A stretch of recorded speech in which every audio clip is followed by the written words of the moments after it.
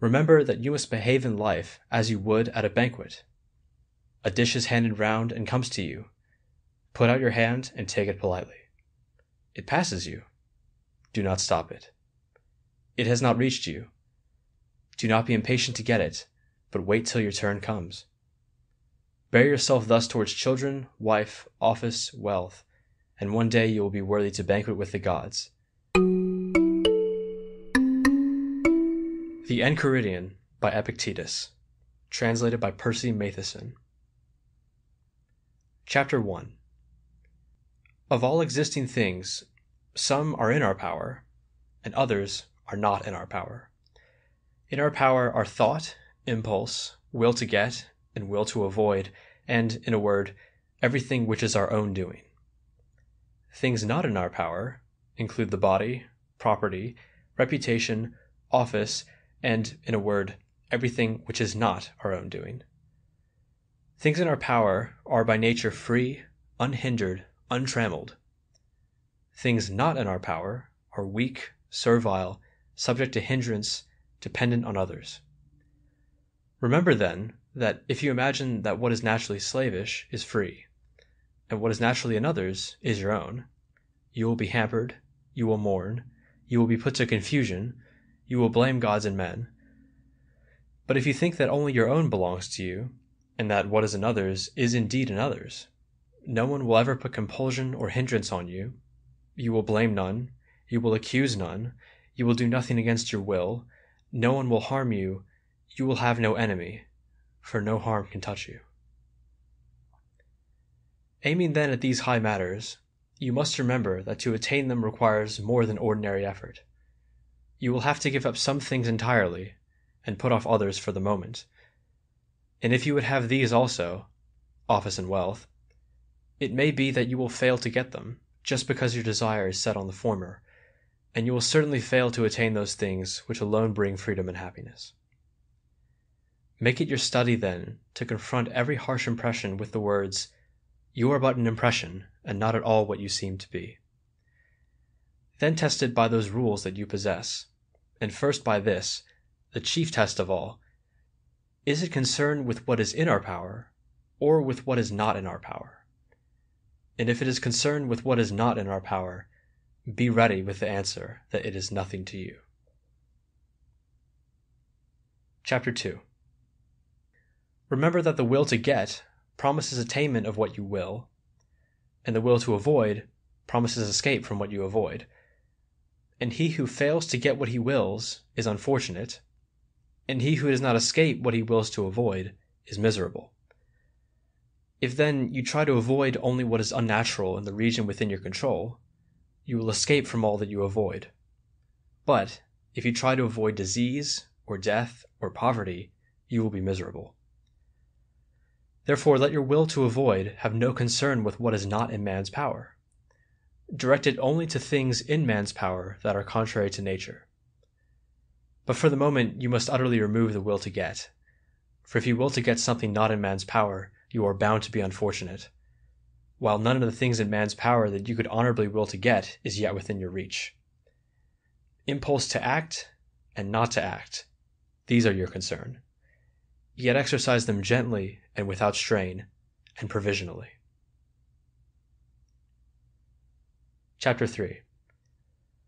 When anything, from the meanest thing upwards, is attractive, or serviceable, or an object of affection, remember always to say to yourself, what is its nature? If you are fond of a jug, say you are fond of a jug, then you will not be disturbed if it be broken. If you kiss your child or your wife, say to yourself that you are kissing a human being, for then if death strikes it, you will not be disturbed. Chapter 4. When you are about to take something in hand, remind yourself what manner of thing it is. If you are going to bathe, put before your mind what happens in the bath. Water pouring over some, others being jostled, some reviling, others stealing, and you will set to work more securely if you say to yourself at once, I want to bathe, and I want to keep my will in harmony with nature, and so in each thing you do. For in this way, if anything turns up to hinder you in your bathing, you will be ready to say, I did not want only to bathe, but to keep my will in harmony with nature, and I shall not so keep it if I lose my temper at what happens. Chapter 5. What disturbs men's minds is not events, but their judgments on events. For instance, death is nothing dreadful, or else Socrates would have thought it so. No, the only dreadful thing about it is men's judgment that it is dreadful. And so, when we are hindered, or disturbed, or distressed, let us never lay the blame on others, but on ourselves, that is, on our own judgments. To accuse others for one's own misfortunes is a sign of want of education. To accuse oneself shows that one's education has begun. To accuse neither oneself nor others shows that one's education is complete. Chapter 6. Be not elated at an excellence which is not your own. If the horse in his pride were to say, I am handsome, we could bear with it. But when you say with pride, I have a handsome horse, know that the good horse is the ground of your pride. You ask then what you can call your own. The answer is, the way you deal with your impressions. Therefore, when you deal with your impressions in accord with nature, then you may be proud indeed, for your pride will be in a good which is your own. Chapter 7. When you are on a voyage, and your ship is at anchorage, and you disembark to get fresh water, you may pick up a small shellfish or a truffle by the way, but you must keep your attention fixed on the ship, and keep looking towards it constantly to see if the helmsman calls you. And if he does, you have to leave everything, or be bundled on board with your legs tied like a sheep. So it is in life. If you have a dear wife or child given you, they are like the shellfish or the truffle. They are very well in their way. Only, if the helmsman call, run back to your ship, leave all else, and do not look behind you. And if you are old, never go far from the ship, so that when you are called, you may not fail to appear. Chapter 8. Ask not that events should happen as you will, but let your will be that events should happen as they do, and you shall have peace. Chapter 9. Sickness is a hindrance to the body, but not to the will, unless the will consent. Lameness is a hindrance to the leg, but not to the will. Say this to yourself at each event that happens, for you shall find that though it hinders something else, it will not hinder you. Chapter 10. When anything happens to you, always remember to turn to yourself and ask what faculty you have to deal with it. If you see a beautiful boy or a beautiful woman, you will find continence the faculty to exercise there. If trouble is laid on you, you will find endurance. If rivalry, you will find patience. And if you train yourself in this habit, your impressions will not carry you away.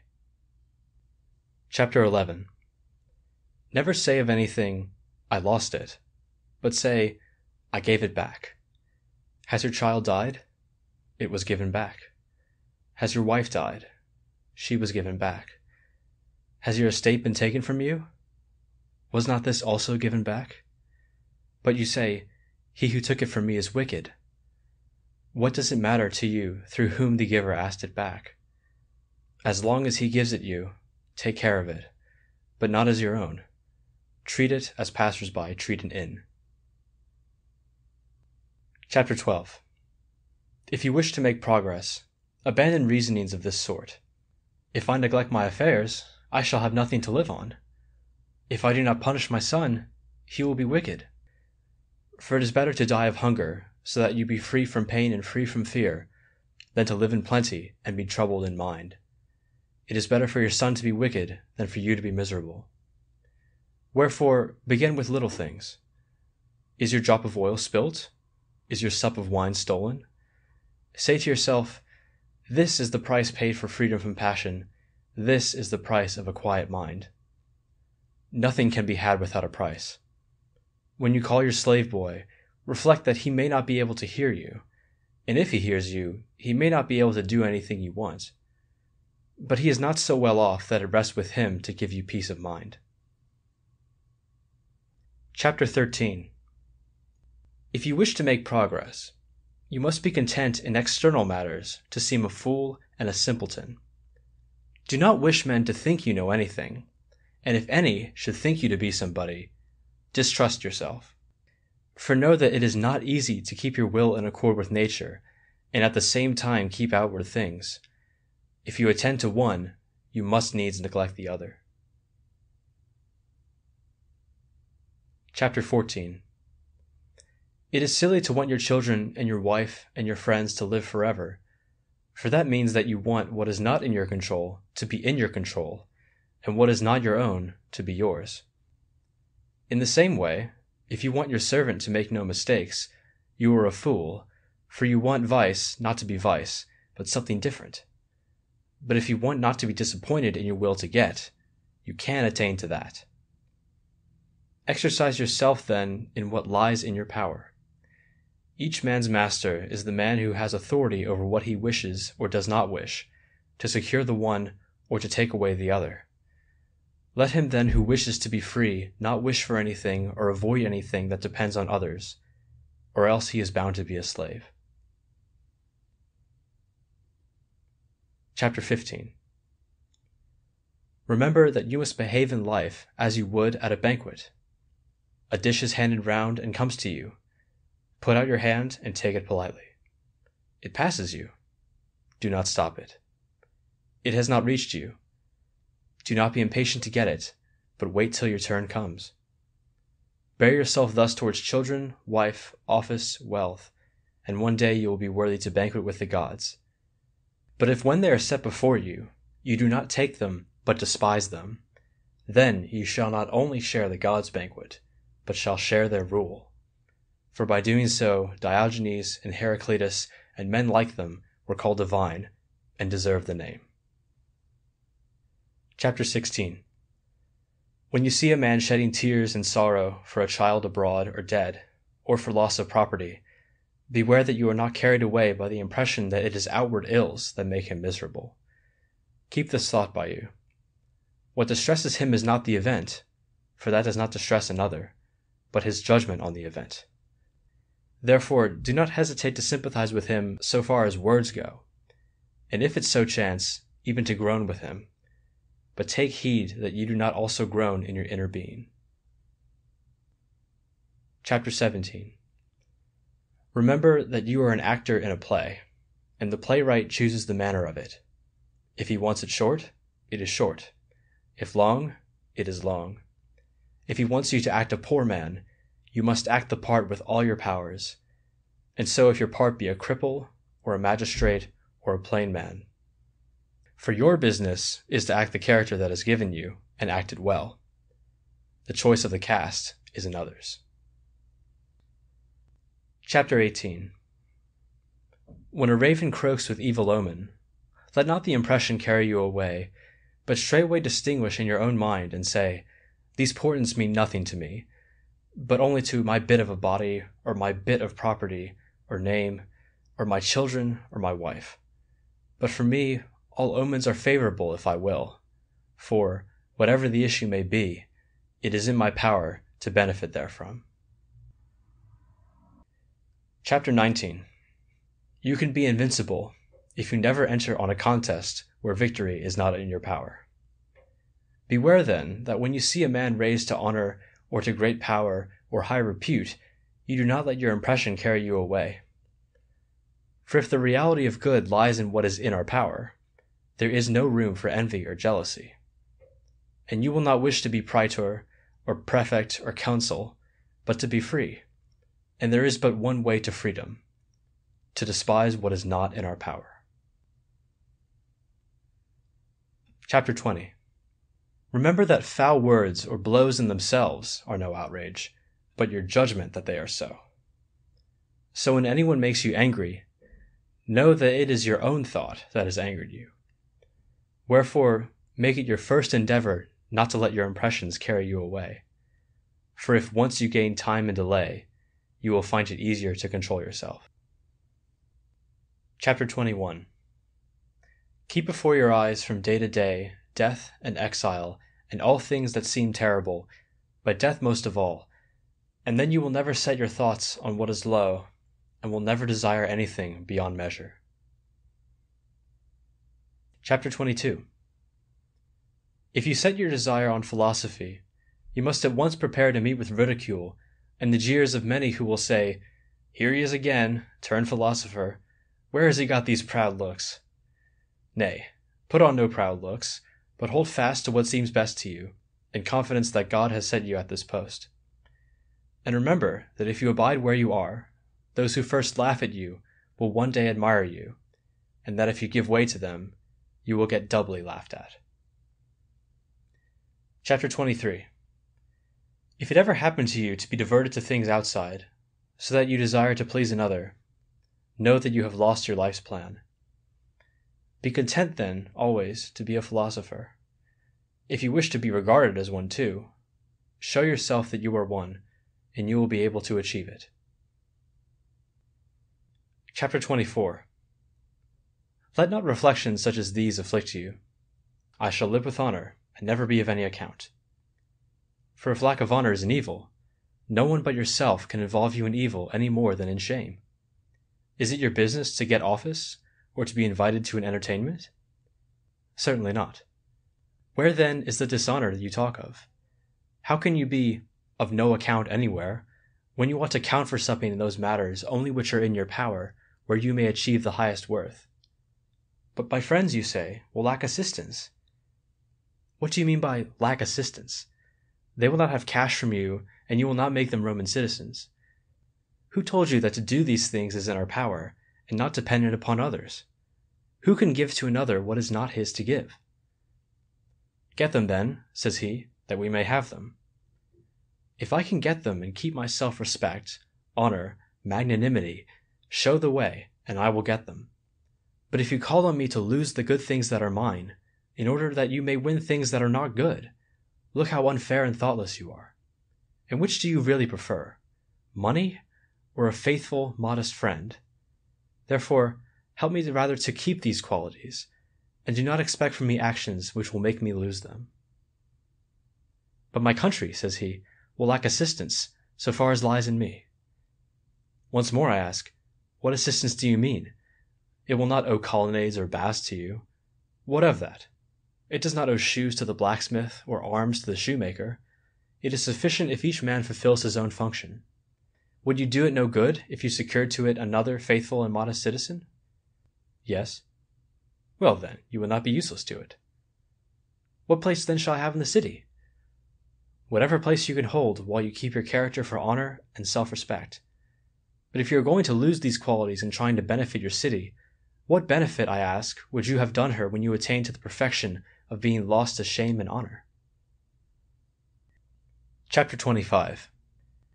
Has someone had precedence of you at an entertainment or a levee, or been called in before you to give advice?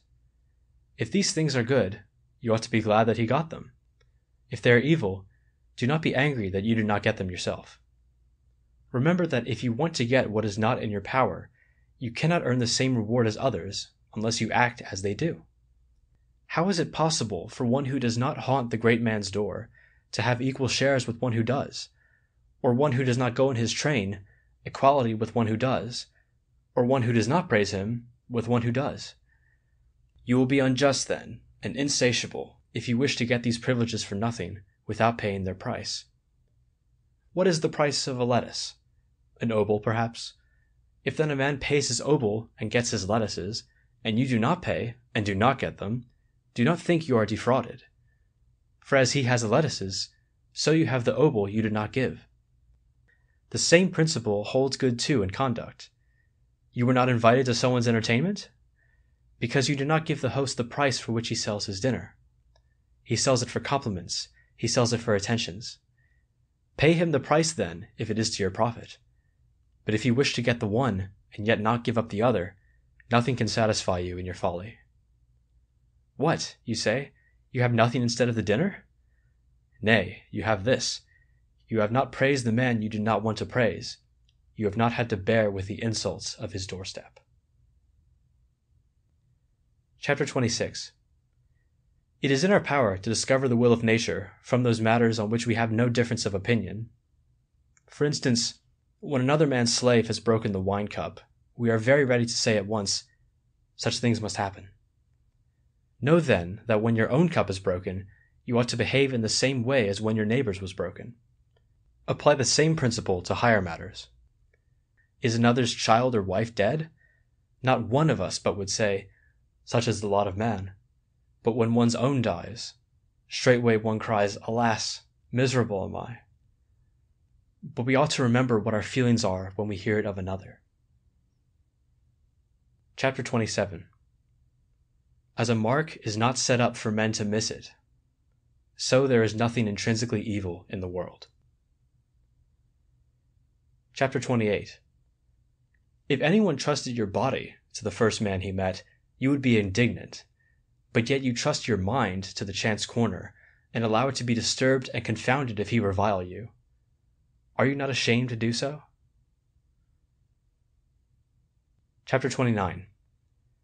In everything you do, consider what comes first and what follows, and so approach it. Otherwise, you will come to it with a good heart at first, because you have not reflected on any of the consequences, and afterwards, when difficulties have appeared, you will desist to your shame. Do you wish to win at Olympia? So do I, by the gods, for it is a fine thing. But consider the first steps to it, and the consequences, and so lay your hand to the work. You must submit to discipline, eat to order, touch no sweets, train under compulsion, at a fixed hour, in heat and cold, drink no cold water, nor wine, except by order. You must hand yourself over completely to your trainer as you would to a physician, and then when the contest comes you must risk getting hacked, and sometimes dislocate your hand, twist your ankle, swallow plenty of sand, sometimes get a flogging, and with all this suffer defeat. When you have considered all this well, then enter on the athlete's course, if you still wish it.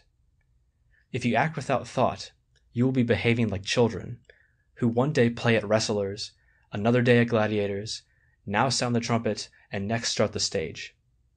Like them, you will be now an athlete, now a gladiator, then orator, then philosopher, but nothing with all your soul. Like an ape, you imitate every sight you see, and one thing after another takes your fancy.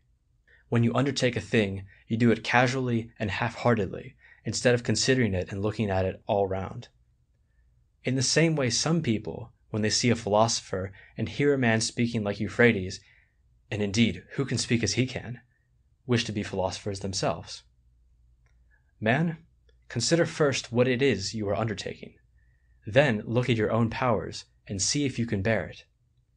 Do you want to compete in the pentathlon or in wrestling? Look to your arms, your thighs, see what your loins are like. For different men are born for different tasks. Do you suppose that if you do this you can live as you do now, eat and drink as you do now, indulge desire and discontent just as before? Nay, you must sit up late, work hard, abandon your own people, be looked down on by a mere slave, be ridiculed by those who meet you, get the worst of it in everything, in honor, in office, in justice, in every possible thing. This is what you have to consider, whether you are willing to pay this price for peace of mind, freedom, tranquility. If not, do not come near. Do not be, like the children, first a philosopher, then a tax collector, then an orator, then one of Caesar's procurators. These callings do not agree. You must be one man, good or bad. You must develop either your governing principle or your outward endowments. You must study either your inner man or outward things. In a word, you must choose between the position of a philosopher and that of a mere outsider. Chapter 30. Appropriate acts are in general measured by the relations they are concerned with. He is your father. This means you are called on to take care of him, give way to him in all things, bear with him if he reviles or strikes you. But he is a bad father. Well, have you any natural claim to a good father? No, only to a father. My brother wrongs me. Be careful then to maintain the relation you hold to him, and do not consider what he does, but what you must do if your purpose is to keep in accord with nature. For no one shall harm you without your consent. You will only be harmed when you think you are harmed. You will only discover what is proper to expect from neighbor, citizen, or praetor if you get into the habit of looking at the relations implied by each. Chapter 31. For piety towards the gods, know that the most important thing is this: to have right opinions about them, that they exist, and that they govern the universe well and justly, and to have set yourself to obey them, and to give way to all that happens, following events with a free will, in the belief that they are fulfilled by the highest mind. For thus you will never blame the gods, nor accuse them of neglecting you. But this you cannot achieve, unless you apply your conception of good and evil to those things only which are in our power, and not to those which are out of our power. For if you apply your notion of good or evil to the latter, then, as soon as you fail to get what you will to get, or fail to avoid what you will to avoid, you will be bound to blame and hate those you hold responsible. For every living creature has a natural tendency to avoid and shun what seems harmful and all that causes it, and to pursue and admire what is helpful and all that causes it. It is not possible, then, for one who thinks he is harmed to take pleasure in what he thinks is the author of the harm, any more than to take pleasure in the harm itself. That is why a father is reviled by his son, when he does not give his son a share of what the son regards as good things. Thus Polynices and Eteocles were set at enmity with one another by thinking that a king's throne was a good thing. That is why the farmer, and the sailor, and the merchant, and those who lose wife or children revile the gods. For men's religion is bound up with their interest. Therefore, he who makes it his concern rightly to direct his will to get, and his will to avoid, is thereby making piety his concern. But it is proper on each occasion to make libation and sacrifice, and to offer first fruits according to the custom of our fathers, with purity and not in slovenly or careless fashion, without meanness and without extravagance. Chapter 32. When you make use of prophecy, remember that while you know not what the issue will be, but are come to learn it from the prophet, you do know before you come what manner of thing it is, if you are really a philosopher. For if the event is not in our control, it cannot be either good or evil. Therefore, do not bring with you to the prophet the will to get or the will to avoid, and do not approach him with trembling, but with your mind made up, that the whole issue is indifferent and does not affect you, and that, wherever it be, it will be in your power to make good use of it, and no one shall hinder this. With confidence, then, approach the gods as counselors, and further, when the counsel is given you, remember whose counsel it is, and whom you will be disregarding if you disobey. And consult the oracle, as Socrates thought men should, only when the whole question turns upon the issue of events, and neither reason nor any art of man provides opportunities for discovering what lies before you. Therefore, when it is your duty to risk your life with friend or country, do not ask the oracle whether you should risk your life. For if the prophet warns you that the sacrifice is unfavorable, though it is plain that this means death or exile or injury to some part of your body, yet reason requires that even at this cost you must stand by your friend and share your country's danger. Wherefore pay heed to the greater prophet, Pythian Apollo, who cast out of his temple the man who did not help his friend when he was being killed. Chapter 33. Lay down for yourself from the first a definite stamp and style of conduct, which you will maintain when you are alone and also in the society of men. Be silent for the most part, or, if you speak, say only what is necessary and in a few words. Talk but rarely, if occasion calls you, but do not talk of ordinary things, of gladiators, or horse races, or athletes, or of meats or drinks. These are topics that arise everywhere. But above all, do not talk about men in blame, or compliment, or comparison. If you can, turn the conversation of your company by your talk to some fitting subject. But if you should chance to be isolated among strangers, be silent. Do not laugh much, nor at many things, nor without restraint. Refuse to take oaths, altogether if that be possible, but if not, as far as circumstances allow. Refuse the entertainments of strangers and the vulgar. But if occasion arise to accept them, then strain every nerve to avoid lapsing into the state of the vulgar. For know that, if your comrade have a stain on him, he that associates with him must needs share the stain, even though he be clean in himself. For your body, take just so much as your bare need requires, such as food, drink, clothing, house, servants, but cut down all that tends to luxury and outward show. Avoid impurity to the utmost of your power before marriage, and if you indulge your passion, let it be done lawfully.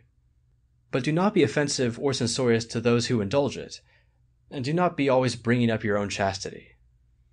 If someone tells you that so-and-so speaks ill of you, do not defend yourself against what he says, but answer, "He did not know my other faults, or he would not have mentioned these alone." It is not necessary for the most part to go to the games, but if you should have occasion to go, show that your first concern is for yourself. That is, wish that only to happen which does happen, and him only to win who does win, for so you will suffer no hindrance. But refrain entirely from applause, or ridicule, or prolonged excitement. And when you go away, do not talk much of what happened there, except so far as it tends to your improvement. For to talk about it implies that the spectacle excited your wonder. Do not go lightly or casually to hear lectures, but if you do go, maintain your gravity and dignity, and do not make yourself offensive. When you are going to meet anyone, and particularly some man of reputed eminence, set before your mind the thought, "What would Socrates or Zeno have done?" and you will not fail to make proper use of the occasion. When you go to visit some great man, prepare your mind by thinking that you will not find him in, that you will be shut out, that the doors will be slammed in your face, that he will pay no heed to you. And if in spite of all this you find it fitting for you to go, go and bear what happens, and never say to yourself, "It was not worth all this," for that shows a vulgar mind, and one at odds with outward things. In your conversation, avoid frequent and disproportionate mention of your own doings or adventures, for other people do not take the same pleasure in hearing what has happened to you as you take in recounting your adventures. Avoid raising men's laughter, for it is a habit that easily slips into vulgarity, and it may well suffice to lessen your neighbor's respect.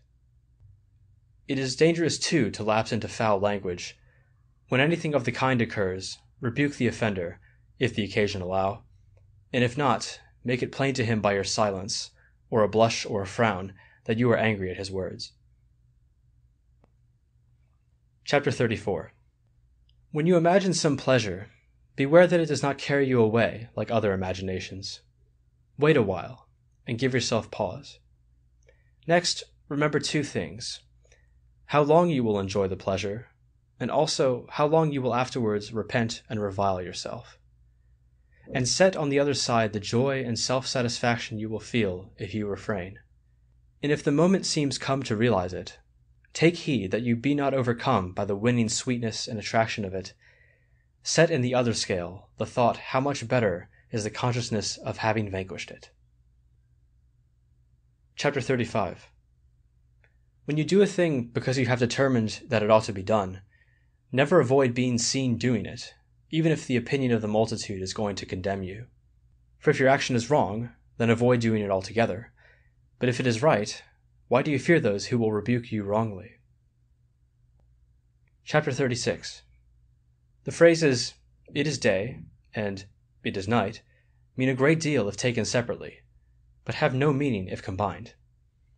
In the same way, to choose the larger portion at a banquet may be worth while for your body, but if you want to maintain social decencies, it is worthless. Therefore, when you are at meat with another, remember not only to consider the value of what is set before you for the body, but also to maintain your self-respect before your host. Chapter 37. If you try to act a part beyond your powers, you not only disgrace yourself in it, but you neglect the part which you could have filled with success.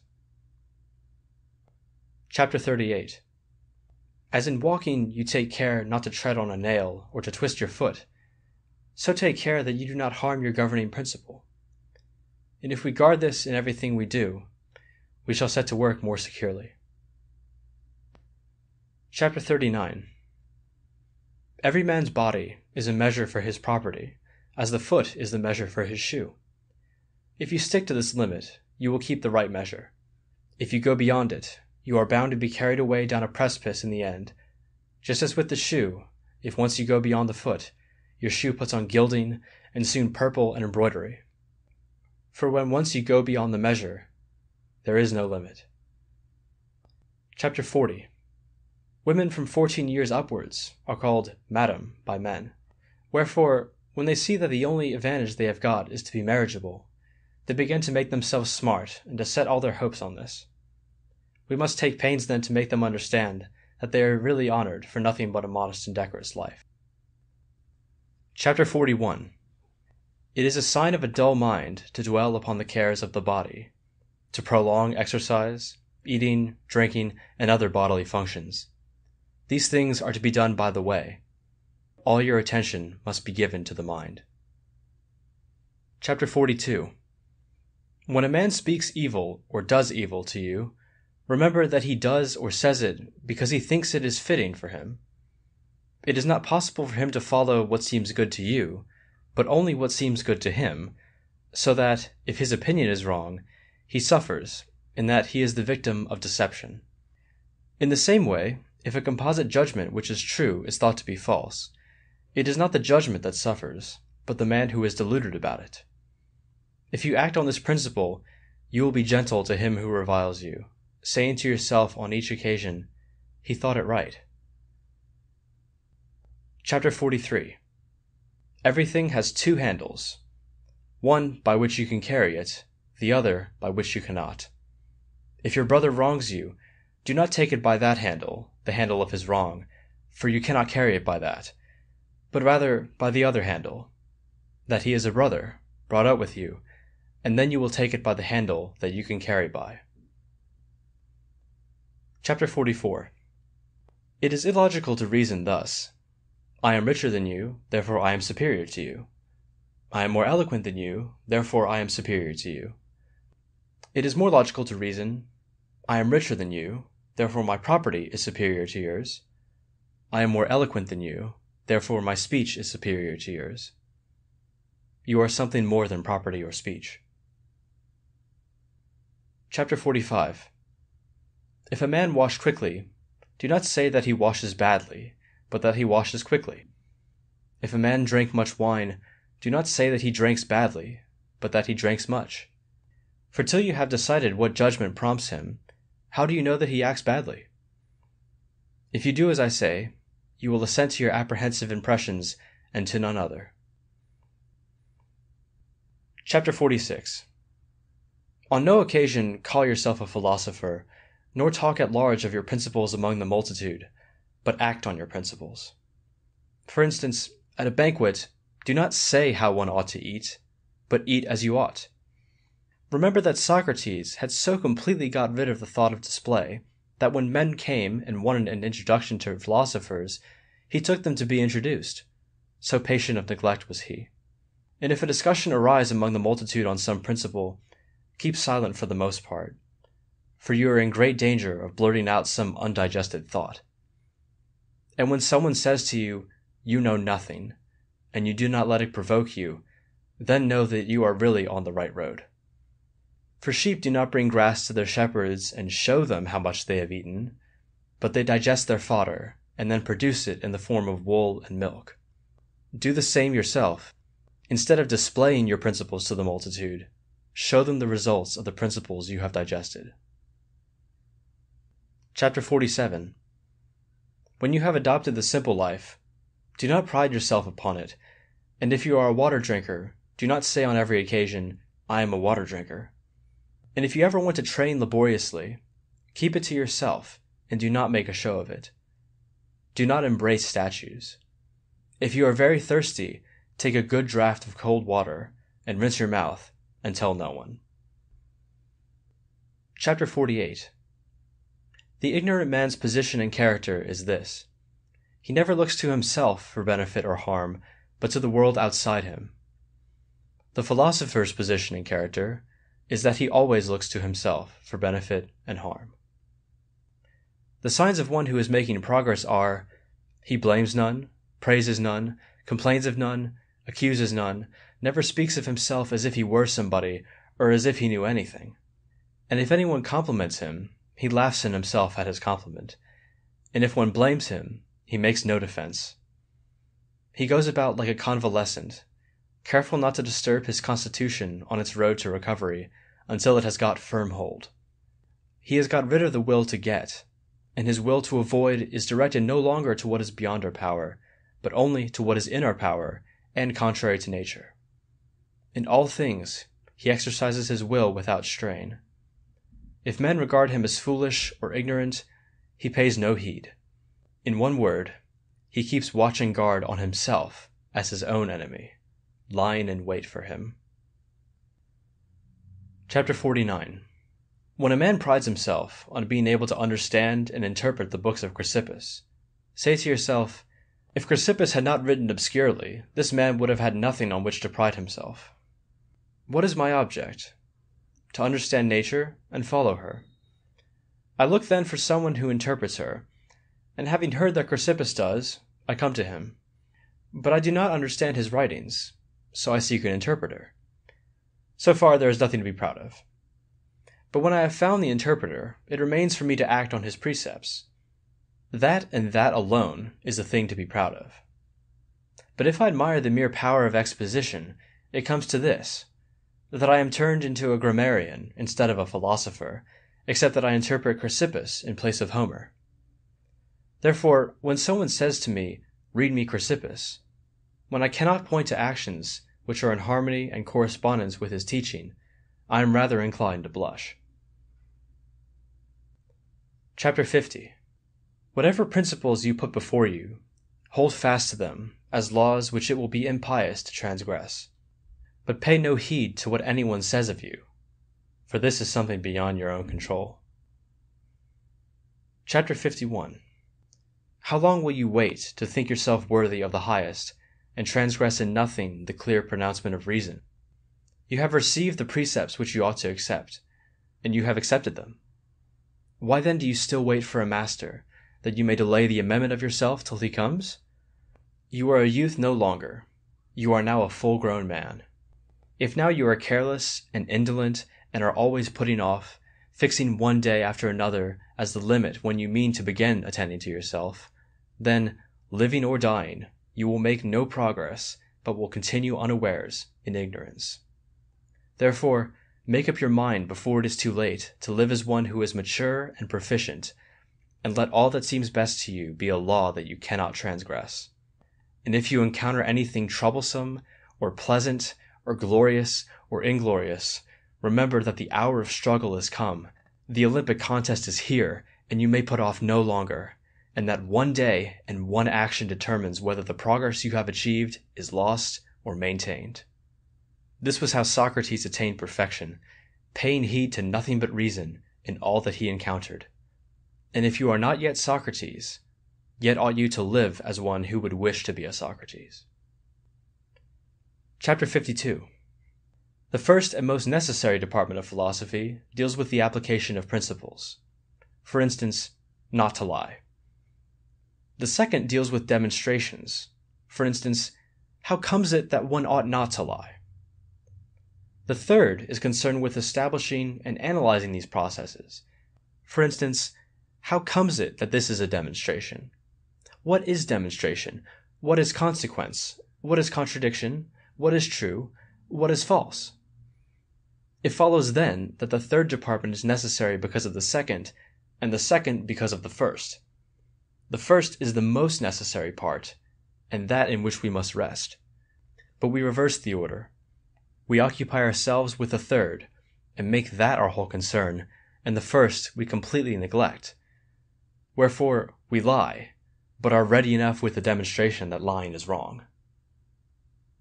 Chapter 53. On every occasion we must have these thoughts at hand.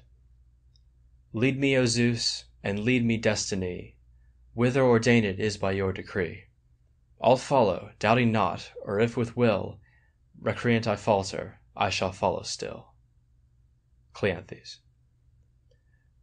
Who rightly with necessity complies, in things divine we count him skilled and wise.